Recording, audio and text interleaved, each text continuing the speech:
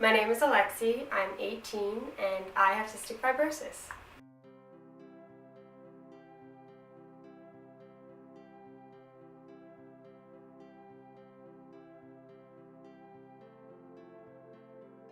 Okay, so everybody's body has mucus, but if you have CF, you have really thick, sticky mucus, and it kind of just attaches itself to everything. Alexi, we knew within 2 weeks of her birth that she had it, and her brother they actually had tested prior to his birth to find out that he was going to be born with it also. When I was 4 months old, I got really sick with this infection. It's called Pseudomonas. It's really common for people with CF, and I went into the hospital. I was in there for a couple of weeks, and they did some sweat tests, which is a really common way to find out if you have CF, and that's when they found out. They told my parents, and I just kind of grew up with it. It can happen to anyone. My parents happen to both be carriers of the gene mutation, and it just happened to be me, and then it happened to be my brother.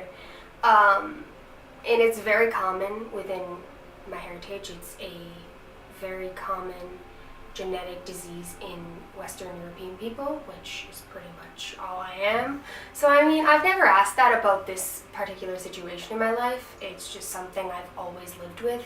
And when you live with something from the day you're born and just grow up with it, it's just another thing you deal with. It's not something that just came up. It's not something I just got diagnosed with. So I've always lived with it, so it's just kind of like, this is my normal life.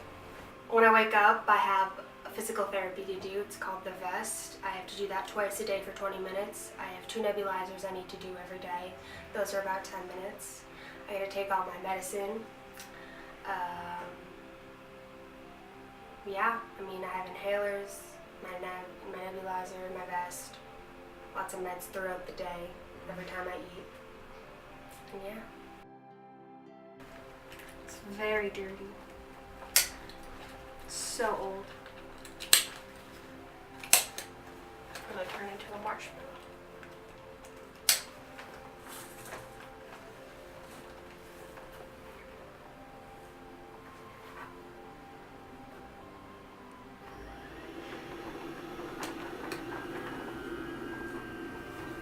People need it on different settings based on like how their lungs are.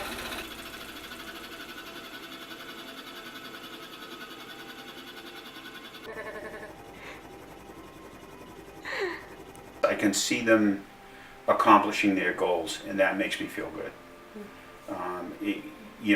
The fact that they can become independent, and I don't have to worry about it. A lot of times you worry about a lot of different things. The fact that with their health, they can become independent, and I don't have to worry about those things. That makes me feel good. That makes me feel that I've done a pretty good job in helping to raise them. In high school, you go home to your family at the end of the day.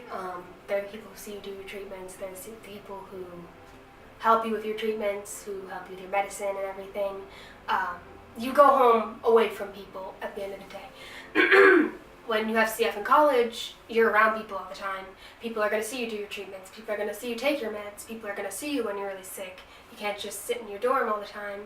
When you're at home and you're sick, you can stay home. So it's very different in the aspect that a lot of people see you more and see a lot more of what CF is and what it does than they do in high school, because in high school you can stay away from it and just stay with your family when you're sick or something, but in college you don't have that choice really. It was a very big change, but I do enjoy it because I know for the rest of my life, like, I need to be independent and I need to be able to handle it. So starting now, I feel like it was good. I mean, it's definitely an eye-opener in the beginning to see how much my grandparents were doing for me, but I mean, I think I've handled it pretty well so far. I think that there's optimism in the future for people with cystic fibrosis.